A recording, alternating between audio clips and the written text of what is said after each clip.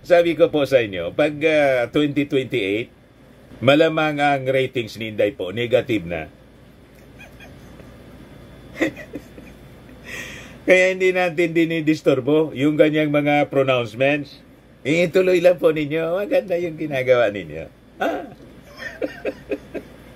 Sabi ni Napoleon Bonaparte, do not disturb your enemy when she or he makes mistakes. Ayan mo siya sa ganyang mga pinagagawa. Tuloy lang po ninyo. Maganda ang epekto.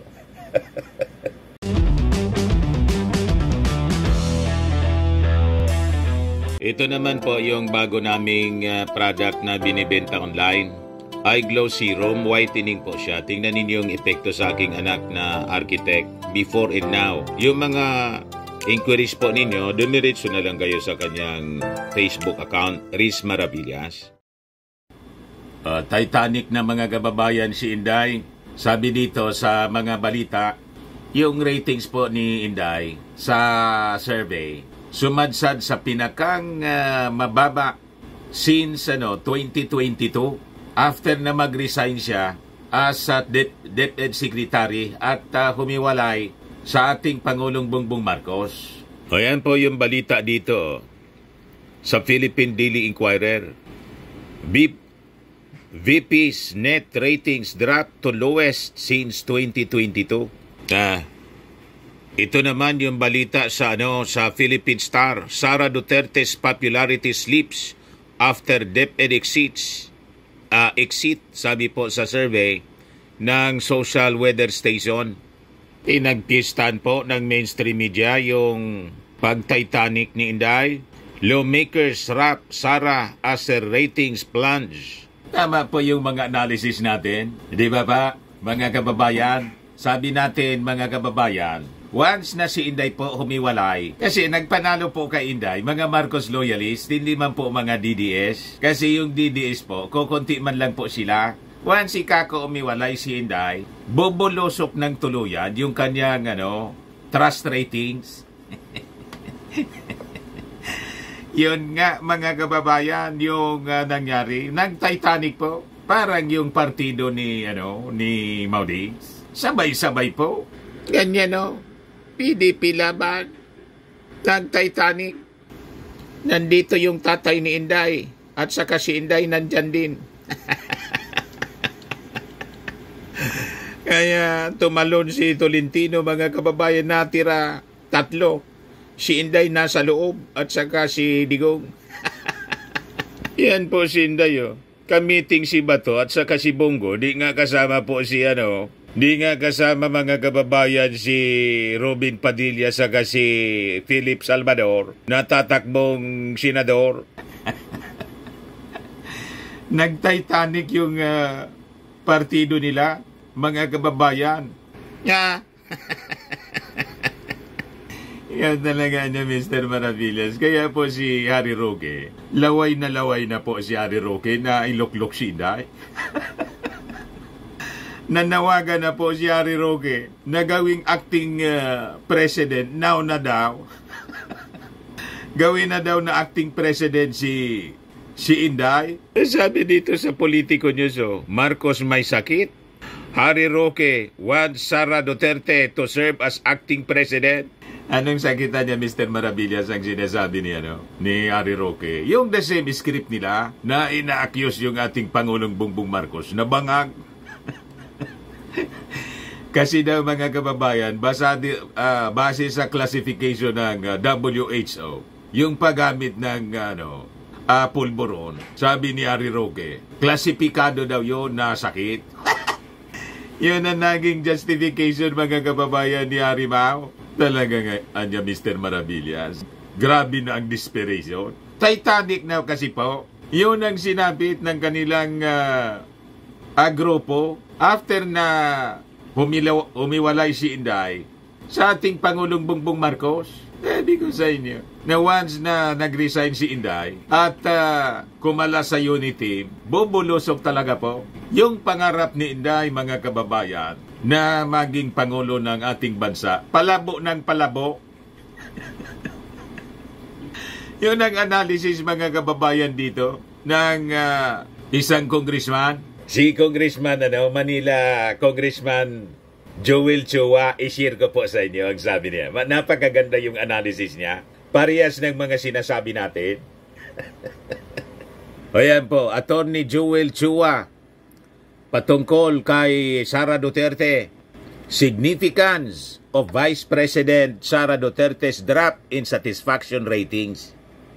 May analysis siya, mga kababayan, at yung analysis niya, tugma sa ating mga sinasabi noon pa.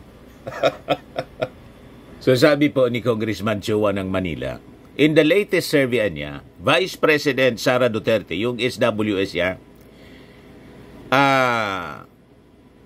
net satisfaction rating has dropped significantly by 19 points from positive 63 in March 2024 to positive 44 na lang in June 2024. Nasabi, mga kababayan, ito yung pinakang malaki, pinakang mababa. Yan the lowest since 2022. Sumadsad na po ng todo ng Titanic. Kasi po, alam na mga mamamayang Pilipino kung sino yung nasa tama, kung sino yung mali. Turn off po yung ating mga kababayan sa mga pinagagawa ni Inday. Lahat kasi pampersonal lang niya. Hindi man paglilingkod sa ating mga mamamayang Pilipino ang ginagawa niya, kundi paglilingkod po kay Kibuloy at sa kanyang pamilya. Tapos nagsisweldo sa ating mga mamamayang Filipino through the taxes of the Filipino people. Tama ba yun? Yes, sabi po ni Chua, ito ang decline this decline moves her rating from very good category to good. This decrease is noteworthy anya for several reasons. Particularly if she is considering a bid for the presidency in 2028. Yan man talaga po. Gusto na nga iluklok niya, nauna. Gusto nang iluklok ni Harry Roque. Gawin na niya nating acting presidency, Day. Tuluyan ang nasiraan ng bait po si Harry Roque. So sabi dyan sa kanyang analysis, key factors niya in implications. Number 1, loss of momentum. The drop in satisfaction suggests that Vice President Duterte may be losing some of the political momentum she had built earlier in her term. A 19-point decline niya is substantial and may indicate growing satisfaction or unmet expectations among certain segments of the population. Kaya dati, mga kababayan, may diferensya sila ni Bongo. Hindi niya iniintindi si Bongo na member ng PDP. Ngayon, nakipag-meeting na si Inday. Na yung PDP po, naubusan na ng members, nag-Titanic na. Si Tolentino nga po, tumalo na po. Yan na po yung PDP, Habang si Tolentino, mga kababayan, tumalo na sa Titanic ng PDP laban, si Inday pumasok.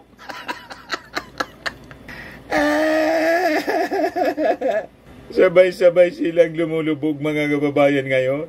Yan kasi ang sasama ng ugali ninyo. Pansarili lang ang inyong mga iniisip, hindi man yung ating bayan. Pangalawa, sabi po ni Congressman Chua, the decline niya is most pronounced in regions where she previously had strong support. For example, in the Visayas, her rating dropped by 22 points. Mas malaki, mga kababayan. And in Balance Luzon, it fell by 26 points.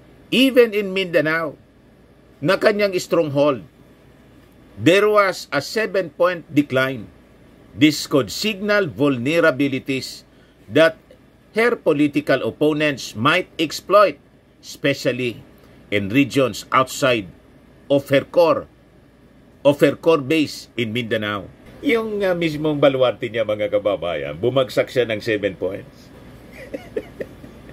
Lalo na sa Visayas po, na kiniklaim nila na lugar pa rin nila. Kasi di ba si Digong, Bisaya daw siya, galing dito sa Samar Leyte. Wala, baluarte na ngayon ni Martin Romualdez siya. O di ba? Mas malaki po yung mas malaki yung pagbagsak. 22 points sa sa Visayas. Tapos sa Balance Luzon, mas matindi siyempre. 26 points, mga kababayan. Pangatlong puntos sa analysis po ni ng result ng survey ni Congressman Chua, demographic shifts anya. The drop was significant across various demographics, including 21-point decline among men and notable decrease among both younger and older voters. This suggests anya that dissatisfaction is not limited to one group but is more widespread, potentially making it harder for her to reverse the trend. Alam po, sabi ko po sa inyo, pag 2028, malamang ang ratings ni Inday po, negative na. Kaya hindi natin dinidisturbo yung ganyang mga pronouncements. Tuloy lang po ninyo, maganda yung ginagawa ninyo. Sabi ni Napoleon Bonaparte, do not disturb your enemy when she or he makes mistakes. Ayan mo siya sa ganyang mga pinagagawa. Tuloy lang po ninyo. Maganda ang epekto. Di ba? Araw-arawin niyo po yung issue sa pulburon. Yung mga Marcoses po, mga kababayan, para ng teflon, hindi na tinatablan, hindi na dumidikit sa kung ano-anong mga dumi na inihahagi sa kanila, nasanay na. Di ba? Immune na sila kasi mula pa sa kanyang tatay, kung ano-anong yung mga akusasyon na tinatapon sa kanila. Anong resulta po? Landslide votes para sa ating Pangulong Bongbong Marcos, 31 million plus. Nadamay nga po yung boto para kay Inday. Kaya nag-31 million siya. Kasi sabi ko nga po, mga kababayan, yung mga Duterte, di man po kilala dati. 2016 lang sila nakilala. Ginamit ni Digong si Amy Marcos at si Inday, ginamit yung ating Pangulong Bongbong Marcos. Kasi kung alam niya, mga kababayan, na mananalo siya, nakita nila during the Ransararam na campaign na ginagawa nila. Nang mag-declare na tatakbo sa pagkapangulo si Bongbong Marcos, yun ang rason nag-slide siya sa pagiging VP, hoping na pag naging VP siya, susunod na siyang presidente. Kasi yung mga propaganda nila, mga kababayan, na tawag dito sa amin, nagpaunod, nagpaubaya. Kaya daw ang utang na loob dapat tanawin ni President Bongbong Marcos kasi nagpaubaya.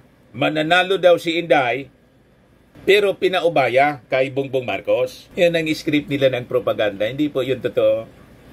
Nag-slide po si Inday to BP kasi nakita nila malabo na manalo.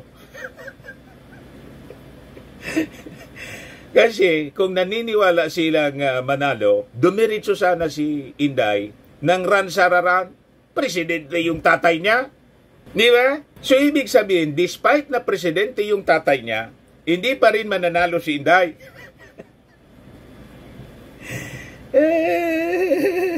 Kaya nagdesisyon siya na slide na lang muna niya ako, hoping na i-endorse siya in 2028. Wala man yatang usapan na ganun eh.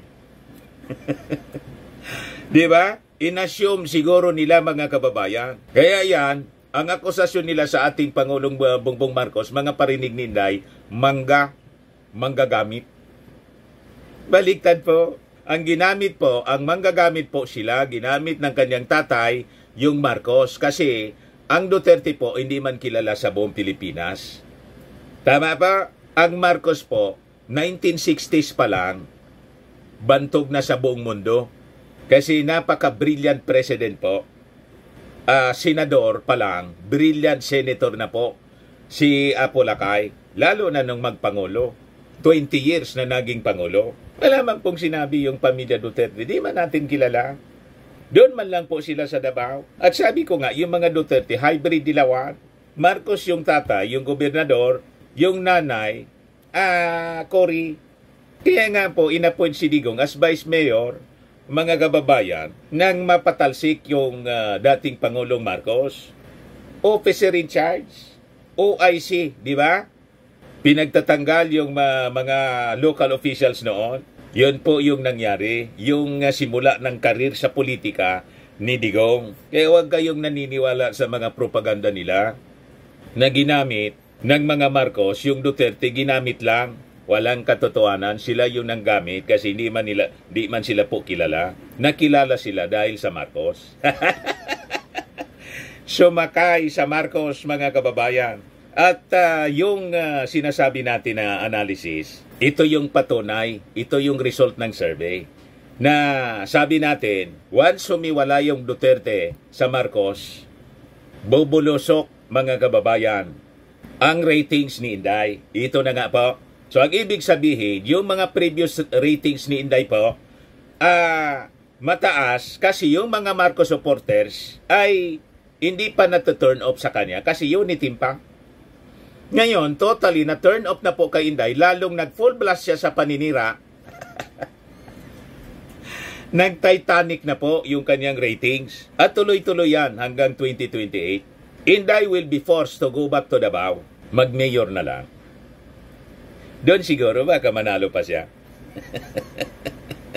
Kung hindi mapapalitan yung Duterte by the Nograles in the midterm election.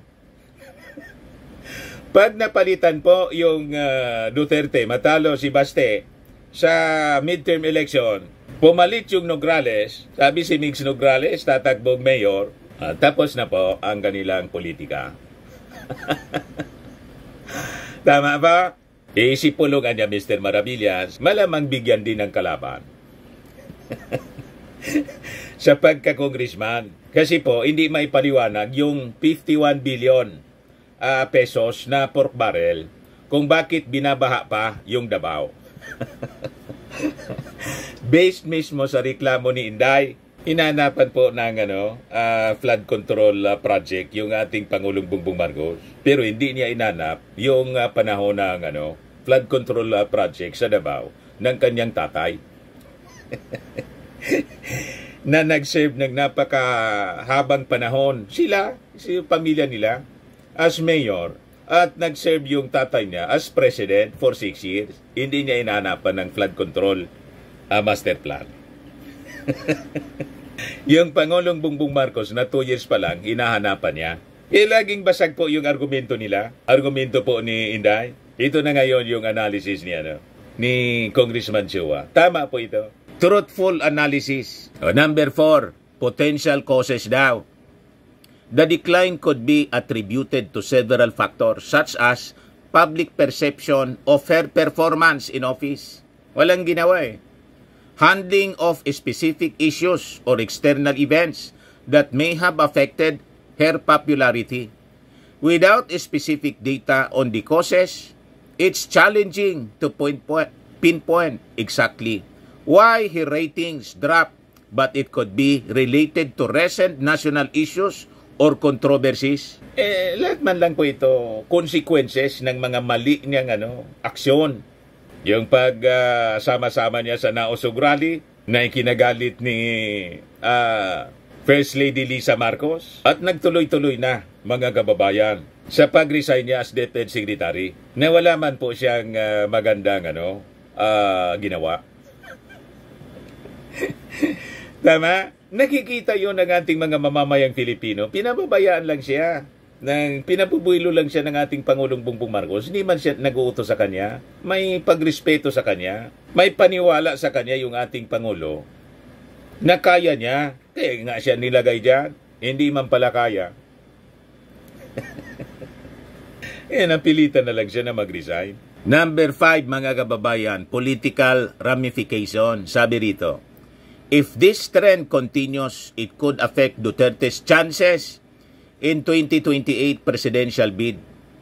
A continued decline might embolden potential rivals and weaken her ability to secure early endorsements or support from key political allies.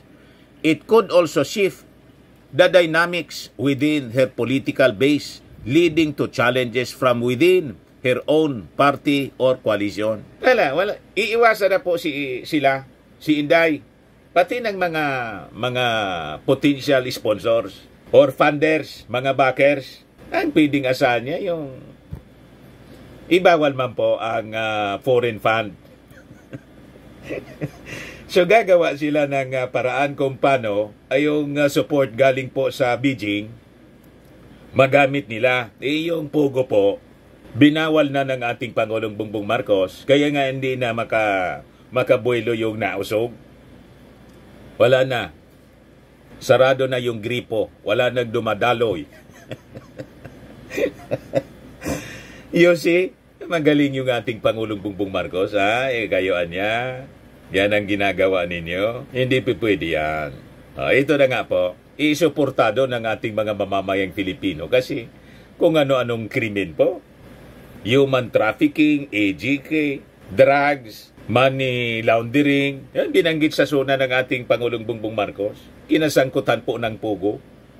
You see, na naging widespread yung operation nung previous administration. Kaya tinuldo ka na, mga kababayan, hanggang kuha na lang sila.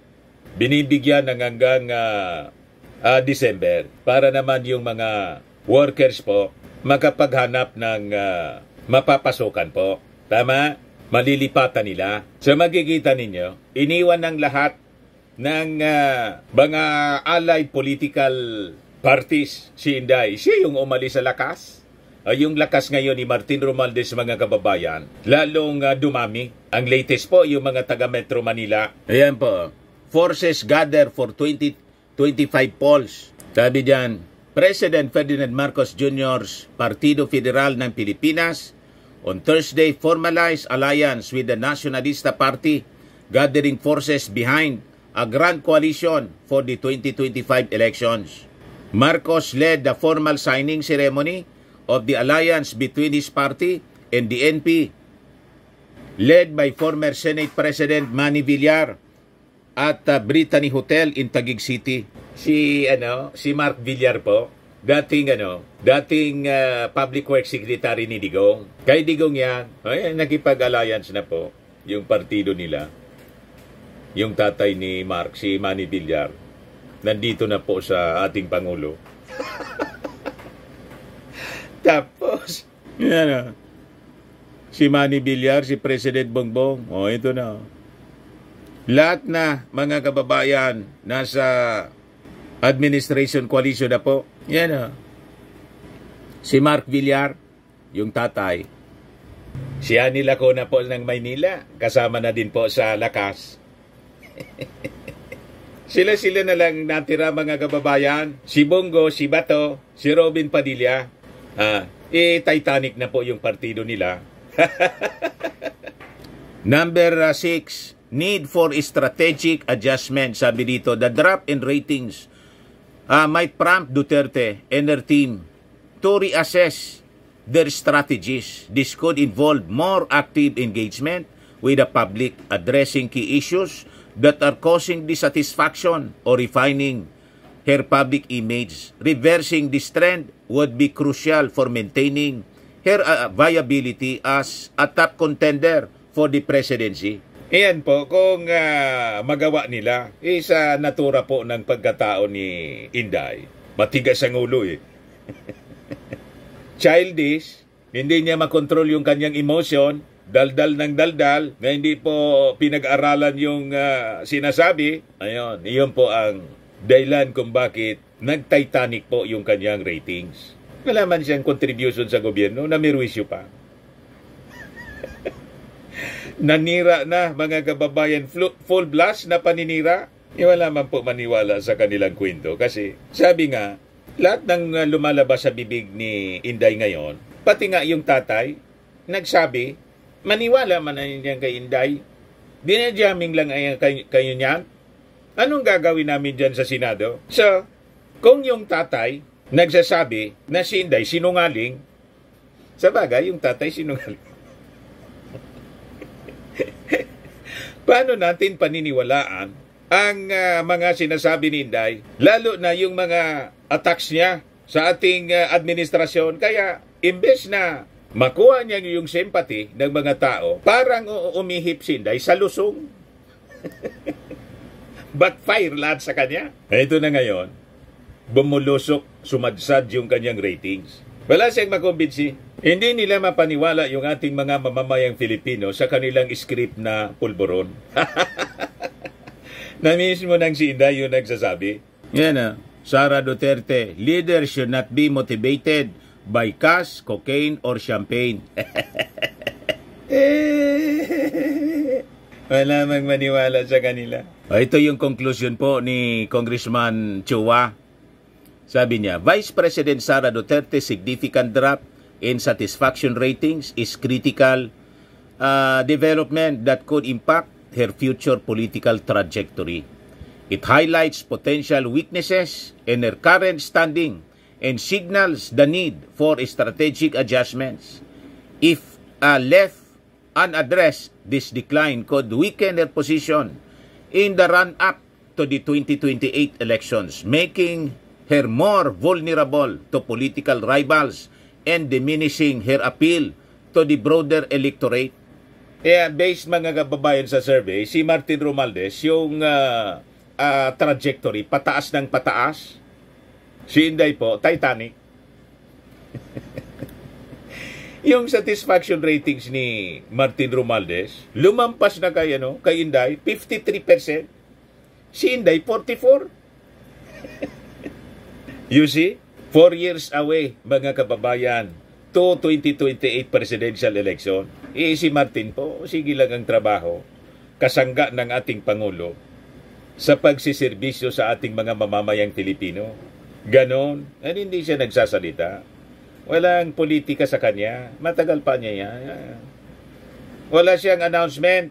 Ang announcement niya na sinasabi, malamang niya magsika kong re-election. Kasi wala mang presidential election, tagal-tagal pa. In other words, kakandidato si Martin Romualdez for congressman sa Leyte, and maybe ma-maintain niya ang speakership to protect the president sa mga nagpaplanong kudita. Di ba? Diyan sa Congress, na tanggalin siya, kaya kita ninyo. At mangyari yung impeachment tulad ng ginawa ni GMA kay Erap. O di ba?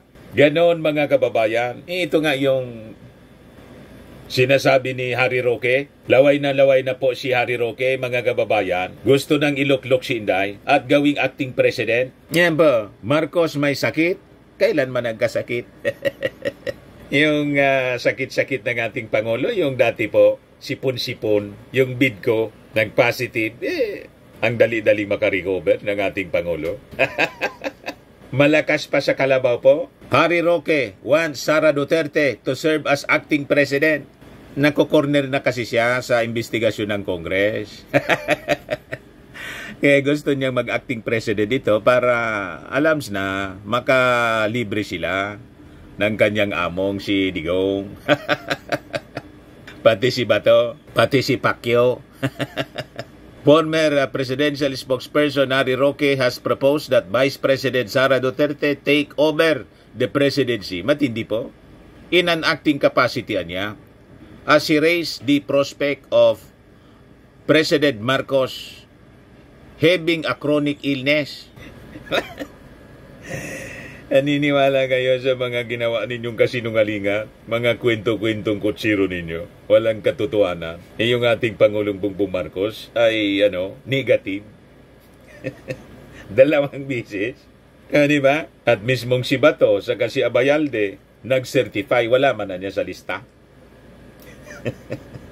Sa narcolist, dating PNP chief si Bato sa si Abayalde, sila mismo na nag-certify. Tapos naniwala kayo dito kay Morales na convicted sa perjury. Di ba? In his August 10 column for the Philippine Star, Roque said Marcos must prove that he is in the right frame of mind to continue leading the nation amid persistent allegations of illegal drug use. Yung allegation ng drug use po, galing man sa nasa kampo ninyo, kayo man lang po. Di ba? At ang author siyempre si Mau Diggs, yung amo ninyo. Gamit si Maharlika na disgruntled former supporter kasi hindi nakuha yung gusto. Kahit man po ako si BBM, hindi ko kukunin ang isang tulad ni Maharlika na mangga. Di ba? Tutulong kasi may agenda. Personal niyang agenda. Hindi man po pwede yun. Sa tagal na po sa politika ng mga Marcoses. Basa na nila yung mga dumidikit sa kanilang mga tao. Matatalino yan eh. Gustong mag-manipulate po ni Maharlika. Gusto niya siyang magdikta. Ang feeling niya po, siya yung pinakang magaling. Di ba? Ganon ang mindset, no? May problema sa pare-parehas po. Assuming masyado. Sabi ni Roque, any kind of addiction na niya is classified by the World Health Organization as a chronic disease. Ginamit pa yung WHO sa propaganda niya. If indeed he is saddled by a chronic illness or health disorder, I respectfully suggest that he allows the constitutional successor to take over in an acting capacity. Ang may chronic pong tama, kayo, kitang-kita po sa mga pag-ugali ninyo. Sabi ni Trillanes, may mga tupa kayo. May tupa ka niya. Si Inday, may tupa ka niya. Unfit. Sabi ni Trillanes, unfit niya to hold office as Vice President. He knows his current Vice President is not power-hungry and would not usurp his elected position. Otherwise, she would not have gifted him the presidency on a silver platter in 2022.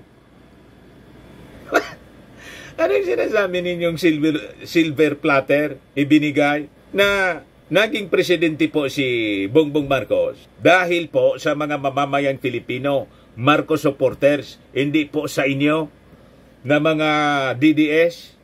Sabi ko nga mga kababayan, presidente yung tatay niya ni Inday. Kung naniniwala sila na mananalo si Inday, naniniwala si Inday mananalo siya, presidente yung tatay niya, di dumiritso siya sana. Hindi siya kasi mananalo. Kasi yung supporter ni Digong, nagpanalo sa kanya, Marcos supporters. Tama ba? Tumakbo si Bongbong Marcos for president. Alangan man yung mga Marcos supporters, buboto kay Inday. Tama? Bumoto yung mga Marcos supporters kay Digong sa mga Duterte kasi si BBM tumakbo Vice President. Kaya yung boto, mga kababayan, ni Digong, 16,200,000 yan lamang ang sana panalo si BBM for Vice President na smart magic. O diba? Malinaw po. Huwag kami Ari Roque. Yung maniwala sa analysis mo. Malayo man po sa katotohanan yung mga analysis po ninyo. Kaya nga po, after na umiwalay si Inday sa Unity, ito na siya, bumulusok ng todo. Yung Okta Research po, yung nauna, 16% lang po ang sumusupport sa mga Duterte, 36% sa Marcos. Malinaw. At ngayon, ang ebidensya mga kababayan, malinaw na malinaw. Bumulusok ng todo. Titanic mga kababayan, nag-Titanic yung ratings ni Inday. Bakit po? Umiwalay sa Marcos. So totally, nag-disengage na rin sa kanya yung mga Marcos supporters. Tama ba? Sa mga naghanap ng malinis and spacious fitness gym, pumunta lang po kayo sa aming Colossal Fitness Gym. We also offer Grab Car Rental with our brand new 2023 model ng Toyota Innova. We also accept booking for those who are planning to travel via PAL, Cebu Pacific, and other airline companies, local and international, and bills payment for Meralco bills, PLDT, etc. Ang Colossal Fitness Gym is located at 3rd floor, Security Bank Building, Landco Business Park, Legazpi City, Albay. For inquiries, look for Chilon Maravillas. Contact number 0966-802-0949.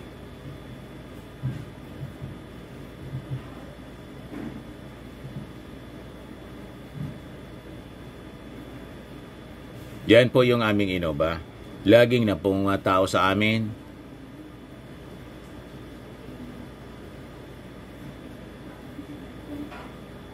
Yan yung mga bago naming clients.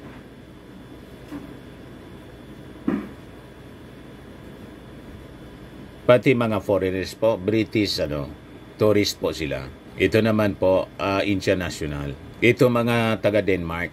Ito naman po yung bago naming product, iGlow Serum. Made in South Korea po. Whitening po siya. Tingnan niyo yung epekto sa aking anak na architect entrepreneur, Liz Maravillas. Sa mga inquiries niyo, dumiretso na lang kayo sa kanyang messenger. Ito po, Firmax Firming and Lifting Cream. Pinapahid po sa mga pulses in affected area. Mainam po ito sa mga pains at paninigas na mga kaso-kasuan. Ito naman po, Automax Radiant Serum. Sa mukha naman yung application. Anti-aging po siya. You will look 10 years younger than your age. Sa mga cancer patient po, mga cancer patients po, try nilang po ito. Ningxia Red Mix Fruit Drink. Di man po siya gamot. Food supplement siya. Kaya lang, gawa siya mga kababayan sa Goji Berry. Yung Goji Berry may anti-cancer properties. Yung mga inquiries ninyo, dumiretso na lang kayo sa aming messenger sa Facebook para masagot namin agad. Ayos pa? Ayan man lang po. Ako po si Dante Maravillas. Bye-bye. God bless.